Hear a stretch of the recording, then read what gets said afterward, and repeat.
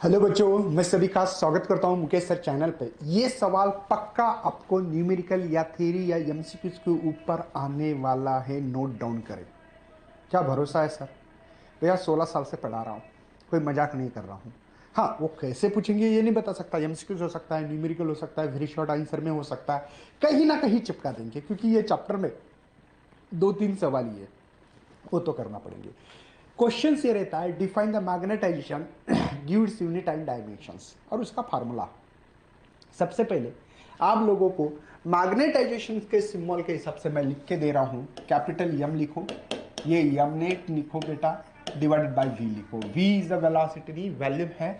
ये फार्मूले को जो बच्चा पढ़ेगा उसको ये डिफाइन ऑफर है, एक के साथ एक फ्री। क्या बात कर रहे हो? हाँ जी, सही बोल रहा हूं। ये क्या बेटा? रेशियो। किसका रेशियो? देखो, the ratio of magnetic moment या नेट मैग्नेटिक मोमेंटम टू, मतलब डिवाइडेड बाय वॉल्यूम। ये किसका वॉल्यूम है? जो मटेरियल ले रहे, ऑफ द मटेरियल, मटेरियल का वॉल्यूम है। Is called as the magnetisation.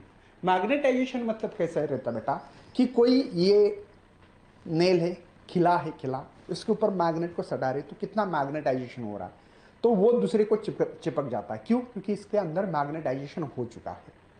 वो आप कितनी मैग्नेटिक फील्ड दे रहे उसके ऊपर डिपेंड रहता है। ये सब चीजें अभी हम धीमे धीमे पढ़ेंगे, लेकिन पहले क्या बेटा? The ratio of net magnetic moment to volume of the material, of the material. कितना सिंपल डिफाइन है, is called as the magnetization. इसके एसआई यूनिट क्या हो सकते हैं?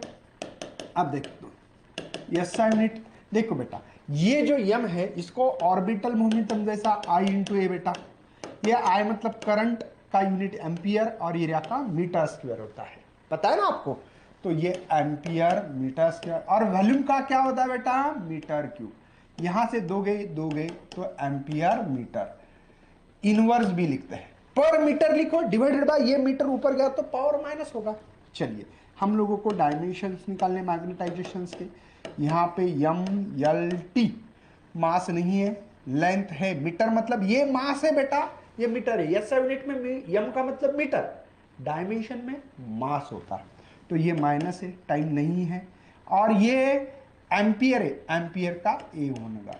बस हो गए बेटा, ये आपके नंबर्स मिल जाएंगे यहाँ पे। मतलब आपको अगर इसको आधा, फार्मूले को आधा, एस यूनिट को आधा, डायमेंशंस को आधा, 2 मार्क। कभी कभी अगर फार्मूला ना पूछे तो डेफिनेशंस के लिए 1 मार्क होता है, ध्यान रखिएगा।